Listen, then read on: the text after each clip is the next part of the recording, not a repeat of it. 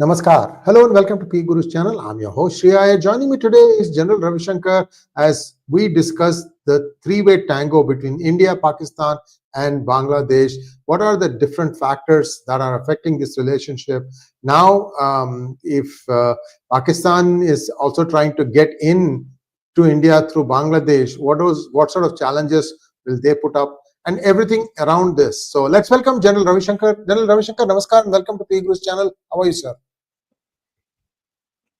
Namaskar, thanks a lot. Nice to be back on our regular Friday show and discussing a very interesting three-way tango between, Pakistan and India and Afghanistan. Like you rightly said, our repost or answer to what Pakistan is trying to do with Bangladesh is through Afghanistan.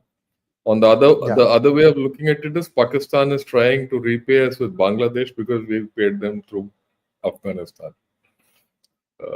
The thing is, which is the stronger state? It doesn't need any great guesses, but I think there's more to stake than just the Bangladesh kind of a story, and we need to focus on it in a much deeper sense, and. That's why I had a choice. I had a choice that I could discuss with you without anything or put together a formal presentation, because I've been discussing Afghanistan and impact and everything in Gunner shot also. But I thought, let me put across a formal thing because things have come to a head. You won't mind if I go through the presentation, then we can discuss. No problem at all, sir. Please go ahead. Please go ahead. Because that will put everything in picture. Look, like as seen here, India-Af-Pak, it takes three to tango and put Pakistan in a squeeze, right? That's the first thing. Second, the Af-Pak relationship, Pakistan has sought strategic depth in Afghanistan, but what it has got is strategic anguish. Why do I say strategic anguish? Look at this. This is what ISI has put out today against Taliban. It says Modi's army. So Taliban has become Modi's army today. That's the strategic anguish which is being shown. And in your own time, if you blow this picture up, you'll see these Taliban ministers with a bindi on their head. So that's the thing. But let me put this, we have to view this from a macro perspective. There are always two Pakistans. One is the Pakistan of the army, or the Pakistan army, which is the center of power. And then the state, which is the center of governance. Wars have destroyed the state, but wars have strengthened the armed forces. How do you break that? How do that's the point. The center of power has never been destroyed.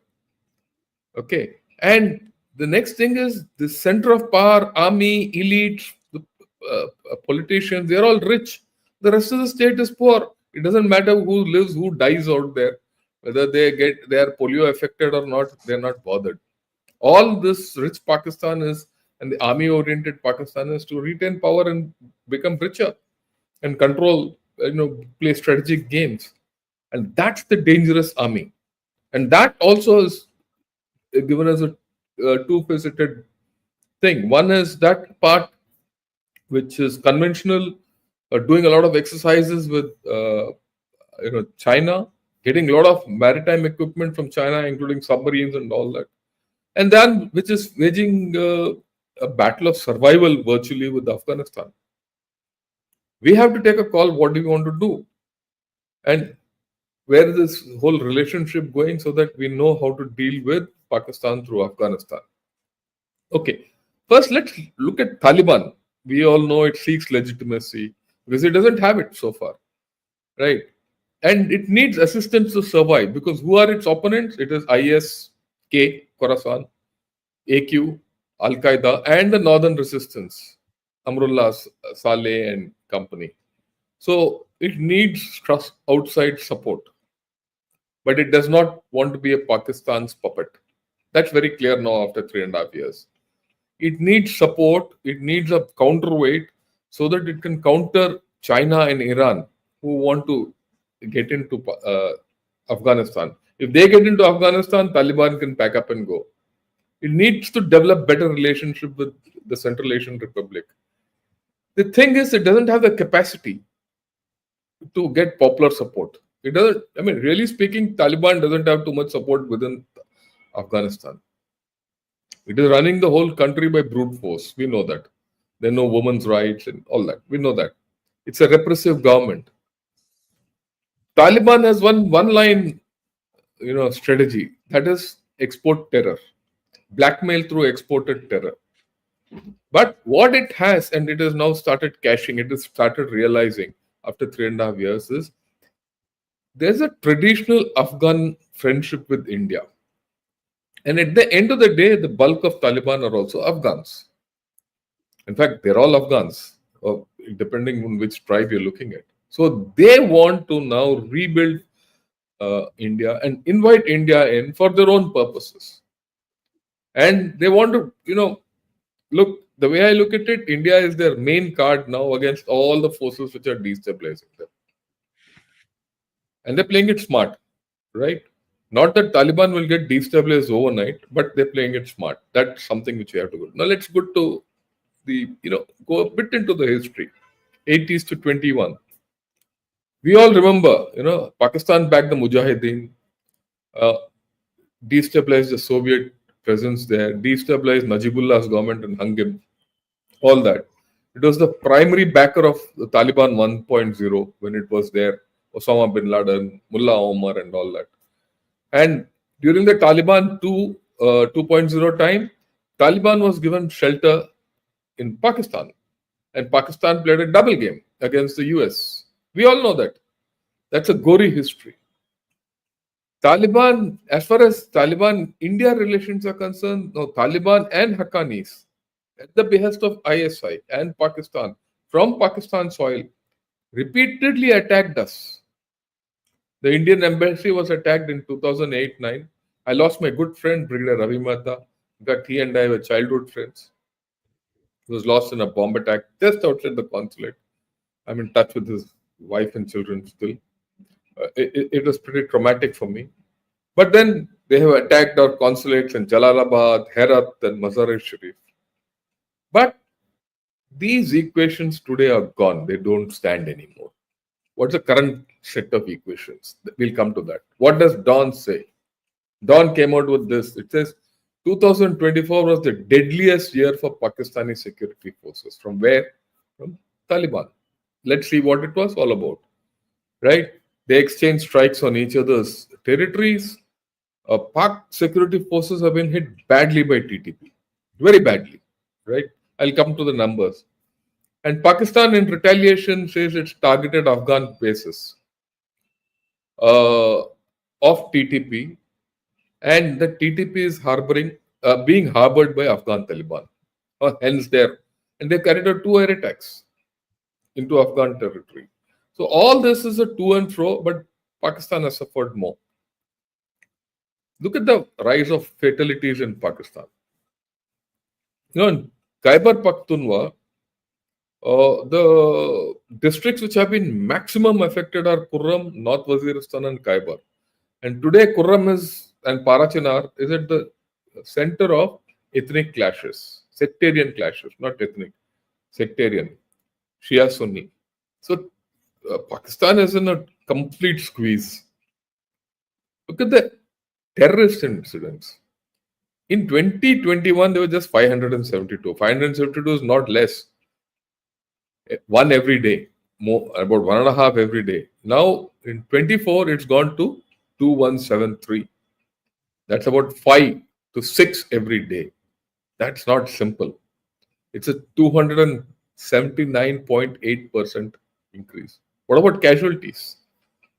There were 238 in 2021. Today, in 2024, there were 788. 231% increase. On an average, 2 to 3 people have been dying every day. And this is not in Afghanistan. This is in Pakistan. And most of them are security forces or people in uniform, government officials. Now, interestingly, the Baluchis also have upped the ante to Pakistan. Now, the fatalities in Baluchistan for the 2024 are equal to their what was recorded from 21 to 23. 21, 22 to 23, 21 plus 22 plus 23 equals 24, which is hell of a lot, but it's not fun. And Pakistan is caught. That's why I said squeeze on Pakistan. Now, what's the Pakistani view in all this? Now, Pakistan feels landlocked Afghanistan depends on Pakistan for everything. All routes, trade routes go through Pakistan. So Pakistan has no choice. They feel geography, does not change. Indian relations can change, but geography doesn't change, and they can control the, screws on Pakistan. But they've already closed the borders, Torkam border, and all that, and they've fenced the border wherever required. But that has not stopped anything. But there's an elemental reality which Fez, who's now in jail, the guy who was the ISI head, who went to Serena Hotel, drank a cup of tea, and said, "Sab kuch theek ho jayega," and all that nonsense. That cap says, not many people agree with me, but I do believe that TTP and the Afghan Taliban are two faces of the same coin. So the Pakistanis know what they're up against. So why has this come about? It's simply because there's a traditional rivalry between Pakistan and Afghanistan. And that goes back to time from the time Durand Line was drawn. Afghans don't consider the Durand Line as the official border between Afghanistan and Pakistan. Pakistan feels that's a settled border, right? And a lot of people astride the border don't consider it as a border. It's unenforced. Plus the fact that Pakistan has neglected this area. And Pakistan has done all the wrong Generally, it's moves. not fenced, right? It's not fenced, right? On the Durand Line, No, it is not. There are some places it's fenced.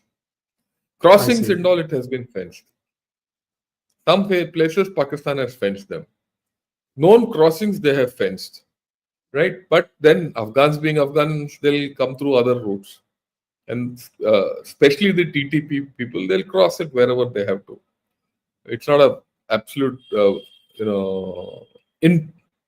impenetrable fence.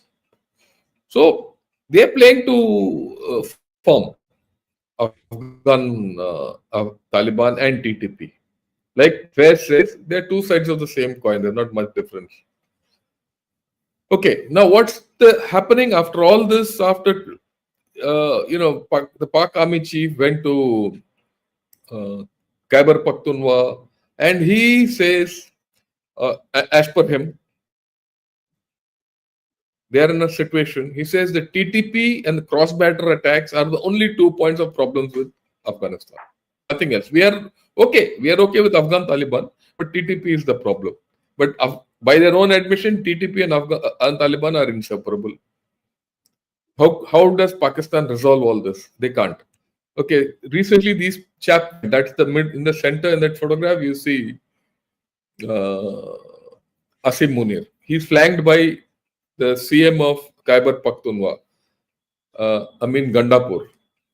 Now, Gandapur is playing both sides. In fact, he's playing every side except the Pakistani side. Ali Amin Gandapur is of PTI. Sometimes he appears in Pakistan, sometimes there. He sings a different tune there, he sings a different tune there. But his allegiance to the Pakistan state and the army is doubtful. But Asim Munir can do very little with that fellow because that fellow he's elected chief minister. He can't be put behind bars. Once in a while, for all those Pakistan, PTI, not riots, those marches to Islamabad, he's made funny appearances. He's been he's been under detention and all that. But when he goes to Khyber Pakhtunkhwa, he has to deal with the chief minister. Right. What does he say there? After saying all that nonsense, we have no problem. Asim Munir says the Afghan Taliban is out of control, and so is TTP. There's no control. But at the same time, he also says the enemy may try to sow discord and fear, but we will not relent. Who's the enemy here? India. We have to understand. He's gone there and said enemy is India. Hostile elements will be dealt with an iron hand. So let us see what iron hand this fellow uses against India. Because if he uses an iron hand, he'll get an iron bamboo. And you know where that bamboo goes? I'll leave it to your imagination. They will continue to suffer heavy losses and their capacity to inflict harm will be decimated. So he's made all these big noises, right? He can do very little. That's the fact is they can do very little. They're caught. Now we'll see why. There are internal factors in Pakistan which we have to consider. Everyone says, okay, there should be a military, operations in Khyber Pakhtunkhwa and they should be cleared and all that. But the Pakistanis lack public and political support in that area. If we think we lack public and political support in Kashmir, this is even worse. Right? There's no appetite for another round of displacement. What is this displacement? Unlike what we do, when Pakistan carries out operations in Khyber Pakhtunkhwa, they do it with a heavy hand. They displace all the civilians from that area.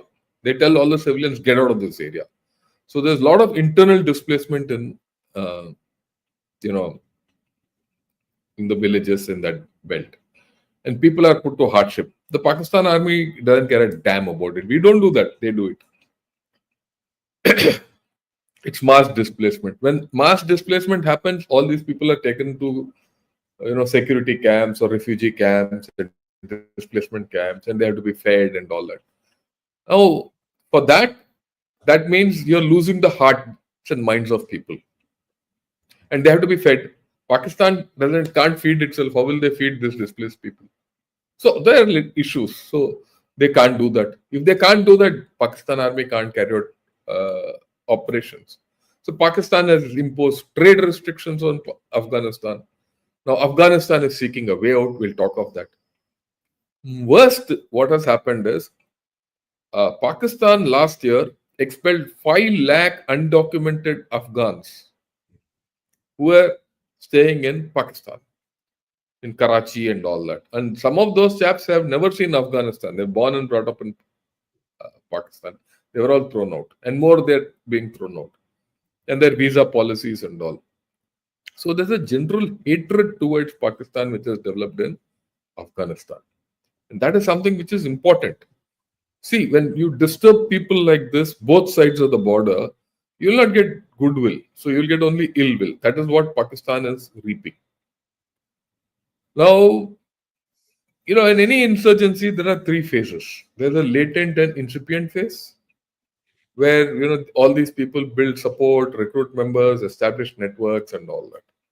Then there's a guerrilla warfare phase, where it is a small-scale hit-and-run attacks, weaken government forces and all that. And then the third phase is it turns into a conventional military action to confront the government. Now, any insurgency has political goals and public sympathy. And terrorism and insurgency have an overlap. As per Pakistanis, the Baluch Liberation Army is in the second phase. They are in the guerrilla warfare phase. They feel that the TTP is in the first phase, but it is more of a terrorist organization than an insurgent organization with large political goals. But that's their perception, and they're dealing with it accordingly. Why this is important is, how is Pakistan dealing with these problems? Let's see that. Let's look at the Baluch insurgent groups. The Baluch insurgent groups now have an operational strategy which has evolved. It's no more, crude kind of an attack. They, from low intensity, small attacks, they have now got into sophisticated, high-profile operations, coordinated operations, hitting in depth, using technology, and are well equipped. Okay. Now you look at the TTP. Oh, TTP, first and foremost, it draws support from Afghan Taliban. And it has got into classic guerrilla warfare tactics, light-footed. It avoids conventional battles. And TTP significantly does not attack civilians. And TTP is now enunciating for the past 3 years very clear political aims. So the Pakistanis are handling it as a terrorist organization when there's an insurgency on. That is why I brought that earlier slide. My view is both BLA and TTP are in the second phase of guerrilla warfare. Any day now, they will get into a clear political aim. Will that happen? We'll have to see. When that happens, Pakistan is in real trouble. And the thing about TTP is it is anarchist in nature. So it will not be easy to think. And what's worse, Pakistan, in the Khyber Pakhtunkhwa area, there is something called the Pashtun Tahaffuz movement. They are a peaceful movement. Pakistan has banned them. The day PTM and TTP get together, you will have a separate state and Pakistan will be broken. And that might be a big break. So will that happen? At this point of time, it doesn't seem to happen, but who knows what happens in future. I've not got a slide on PTM, but it's there. That's Manzoor Pashtin and gang. They're largely part communist in nature, leftist, but they're peaceful. That peaceful force and this TTP get together and they have a broader relationship with BLA, Pakistan is in for the high jump. Okay. Now, what does Pakistan lack in all this? I've been talking, but let's see it formally. First and foremost, in that part of the area, it is not perceived as being legitimate. The Pakistan state must restore its image. To restore its image, it needs population support, which is not there. It doesn't need it does to have a very clear idea as to how it should carry out a counterinsurgency operation and strategy, which it doesn't have. It needs accurate and timely intelligence. Obviously, it doesn't have. For all what we talk of ISI and AQ, EAO, all that, it doesn't have intelligence. Otherwise, they won't be on the back foot. Right? And securing this population from the insurgents or the terrorists is vital, which they are not able to do. Now, why are they not able to do? Because Pakistan has discriminated the Pashtuns and the Baluchis historically. There are a whole lot of missing persons. That missing persons have never surfaced. And this is not a new problem. This is the problem for 75 years. That has only increased. This Punjabi army will not be able to end this discrimination because anyway, Punjabis discriminate against the rest of Punjab anyway, rest of the Pakistan anyway. So this is special. The next point is Pakistan doesn't have money. It does not have capacity. And China is breathing down its neck because we know there have been attacks on Pakistani workers in the Dasu Dam area. In that Karachi, there was an attack. People died. Gwadar, people died. So Pakistan and China is very fed up of Pakistan. So Pakistan is under a lot of stress. What is the Indian approach? So we now see, we know Pakistan is in a, up the creek without a paddle in Afghanistan. Khyber Pakhtunkhwa, that whole belt. And that belt will not, come back to normal in a hurry. Now in this, what is our approach? Our approach is humanitarian. It's not security approach because we don't have a security role there. We don't have troops there. We are not giving them arms, nothing. We just have security. And ours is a people-to-people approach to help the Afghans with whom we have traditional friendship. And we want to counter this China-Pak nexus in Afghanistan. Let's have no doubt about it. We need to regain our influence. We need to provide Taliban with alternate options. We need access to Central Asia. These are our requirements. This is our tango which we have to play. When you say 3 to tango, this is my tango. We need to improve relations with Iran. We have regional aspirations, notwithstanding what USA talks of Iran. USA and Iran can be khatti, but we are not khatti with Iran. But we also have to realize that Taliban is the best. It's the best of the bad options, or it's the chosen bad option amongst the worst options available at this point of time. So we don't have a choice but to deal with Taliban, and we are dealing with them. Okay, how have we dealt with them? We've started this really around November last year, when this joint secretary of us He led this delegation on 4th, 5th November, and he went and met this gentleman who is the defense minister of Afghanistan, Mullah Muhammad Yaqub. He also met President Hamid Karzai. He also met their foreign minister Amir Khan Muttaqi, and he met all heads of UN agencies in Kabul which are operating. So we made a base there. That's the first stage. We have not yet thought of opening the embassy there. Let me make it very clear. But we made a base. Then what else happened?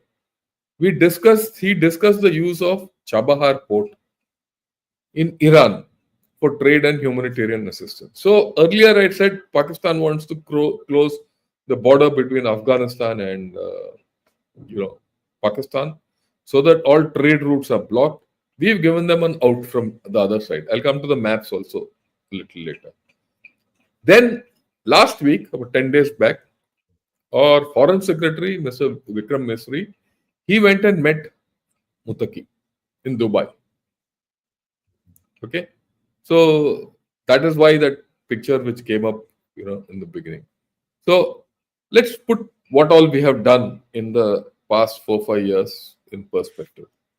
We have given them more than $3 billion in assistance to Afghanistan, and that's over the last 2 decades. Now Taliban has come to realize that value of that. That is why they are coming.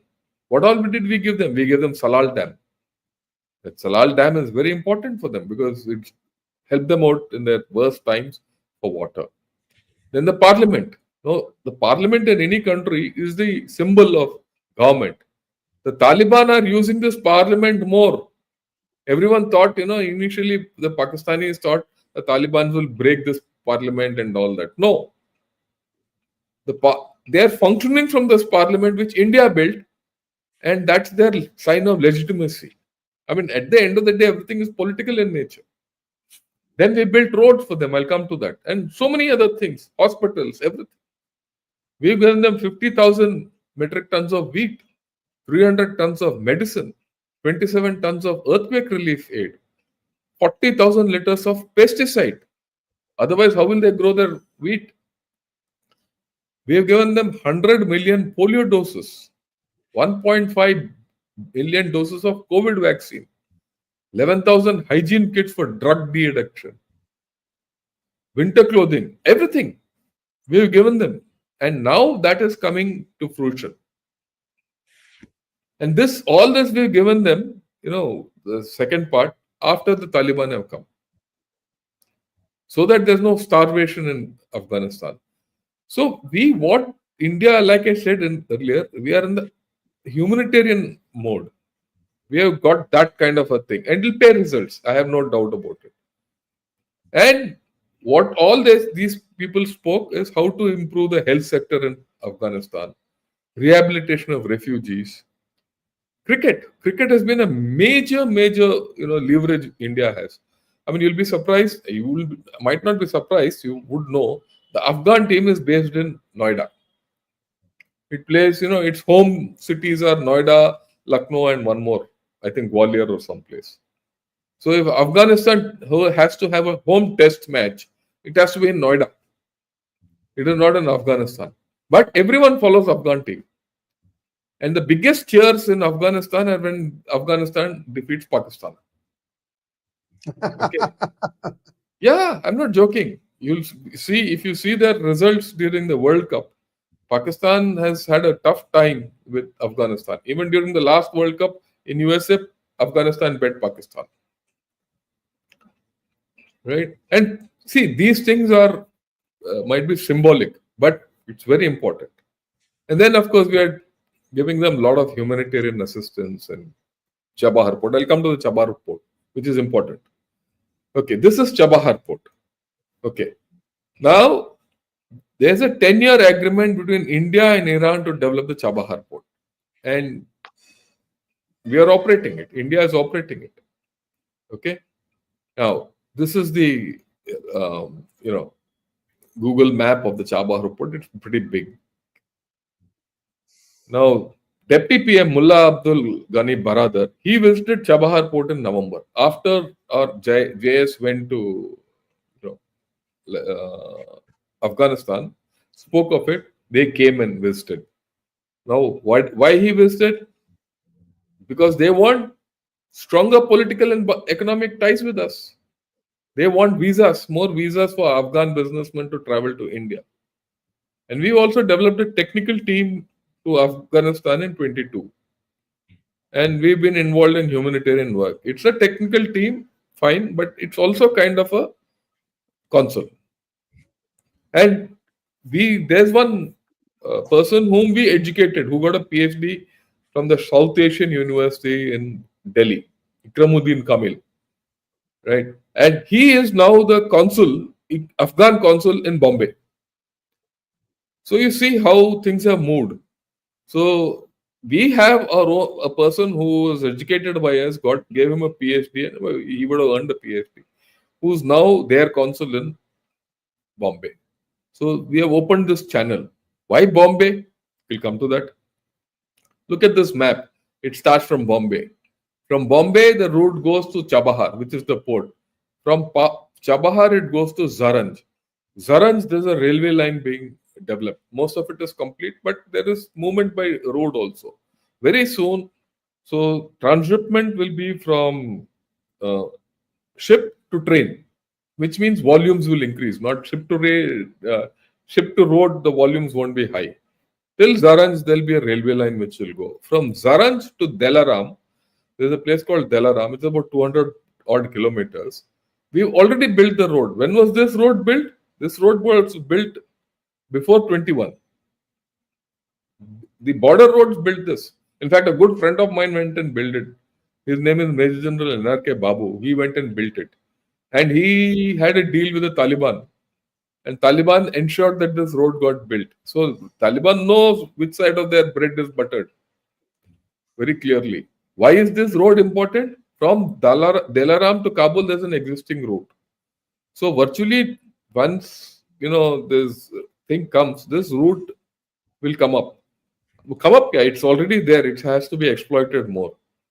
So the moment that starts happening, they will start neglecting Pakistan even more. And this is beyond the reach of Pakistan. So that is why good relations with Iran are important. And we have to impress it upon the Americans also. Look, as far as this is concerned, don't interfere, because this serves your purpose also.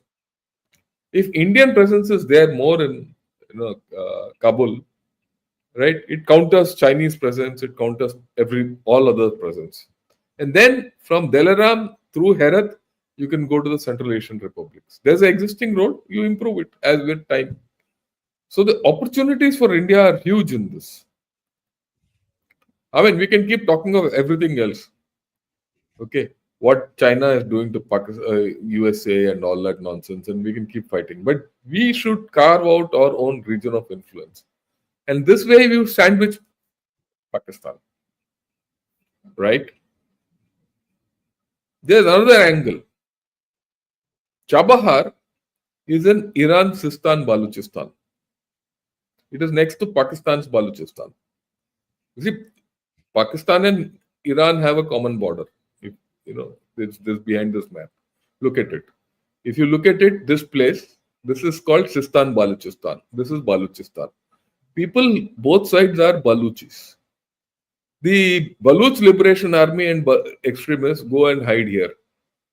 Their people come here. If you remember, some time back, there was an exchange of fire between Iran and Pakistan also. So there's bad blood there also.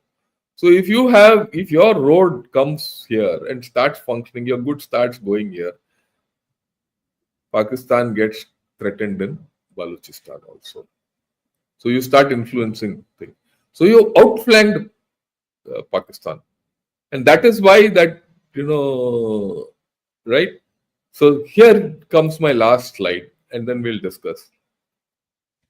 See, like I said, how do you, if you want to sort out this rich army, which has been strengthening, you can't defeat this army conventionally, because if you defeat Pakistan, the army comes back stronger. It's like a Frankenstein. They say no, one drop of blood and more augurs come out. That's something what Pakistan is. The only way to defeat this Pakistan army is through the Taliban. Will the Taliban completely defeat them? No, they might not.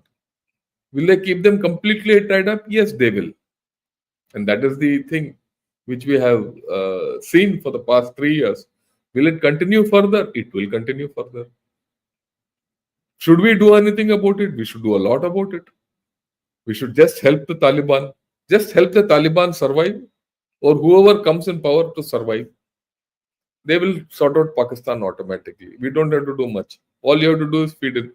You don't have to put in troops. You don't have to put anything. You'll get intelligence. Also, when you support this Taliban, you ensure that they don't send their fighters, and they keep check on TTP to send terrorists into J&K. If you've seen, that has stopped completely. And Taliban and TTP both have now said, we are not interested in sending anyone to Kashmir. So, many things you don't have to do directly. You don't have to go and fight with Pakistan like a fool directly. We can take this off. We can take the slide off. Yeah. So, many times you don't have to do things directly. It was Sir Littleheart who had then said the strategy of indirect approach. Why go directly and head on bash your head against the wall when you can do things from the side and do it with a lancet? Why do you want to wield an axe when you can do a lancet? And what does it cost? Wheat. That wheat is anyway rotting in FCI godowns. It's good someone needs it, not rats. We can give them health. We can give them COVID vaccines or any vaccines. It's completely up to us. And the thing about Afghanistan is, barring that period, the Afghans have been generally faithful to us. I have a lot of friends in the erstwhile Afghan army who are all now, many of them are in Delhi. In fact, the Afghans trained with us in India. I had 2 Afghan friends who were my cadets along with me in India when I'm talking of 73, 74. And unfortunately, one of them was hung along with Najibullah. Najibullah was hung on one lamppost, and this chap had become a major general. When I was a major, he became a major general and a big shot in the Afghan army. He sided with the Soviets, and this Taliban only hung him. But that's a different story. That's a different era. 50 years have passed. So that's how it is. So, how do you squeeze Pakistan? Like this. As simple as that. Is it being squeezed? Yes. I mean, do you have to go and hit them and this and that? Oh, that's stupid. Why should my army go and why should our people die? There are better ways to sort it out. There are better ways to sort out China also. Why do you think China is behaving? You have to understand what game we are playing. So when I say, look, no, we can do a lot of things. This is it. You think we can't do against Bangladesh? We'll do that. Don't worry. All that big talk against Bangladesh and all, wo chawal band kar do, sab ho jayega theek. Oh, but to say in Bangladesh, Bengali, baat band kar do. उनके बाद चावल होता ना तो बंद कर दो सब अपने आप ठीक हो जाएगा. So that's how it is. Shriji, your views? Yeah, anything? One thing that kind of piques my mind is the United States is providing close to $85 to $100 million a month to Afghanistan. That's $1 billion a year. Yeah. Then it's also just approved. World Bank has approved $20 billion. So to Pakistan. And you know that it's US which has created the Bangladesh challenge now. So what exactly is US hoping to gain from all these things? I mean, you can keep India under the pump for some time, but I don't think it's, yeah. Let me put it clear. It's not against India. Part of the deal is against India, but the major thing is US has a very clear thing that it needs to protect its own territory. Their Osama bin Laden experience and all that. And they know exactly what they did and what their assets there are, what they're capable of. They don't want Afghanistan to be the base from which a terrorist attack is launched on USA. They don't want tomorrow someone from the someone walking out of the Pak nuclear establishment to the backpack nuke and landing up. That peacemaker thing which we discussed. So the way to do it is buy them out, right? So they're sustaining Taliban and they're sustaining Pakistan. Why are they handling Pakistan the way they are doing? They're handling Pakistan basically to counter China. Otherwise, China will take over Pakistan tomorrow. And like I said in one of my earlier things, that Pakistan is virtually today, let's put it, it's a Chinese army. It's a surrogate Chinese army. 60% of Chinese arms of Pakistan are Chinese. So they will, have this game. Why Bangladesh? I think that has to do with the second half of Biden's administration. We know the problems. I expect it to change. Because so far, what indications are coming out of Mr. Trump are that he might not pander to Bangladesh. Bangladesh will be left in a lurch. Of course, the danger is, like we've discussed, Bangladesh might jump into the Chinese bed along with Pakistan. That will tackle separately, they've left. But then this is the global perception of USA and that they've been doing that. So what do? We have no choice really. We have to play the game. There's a game which you have to play from different directions.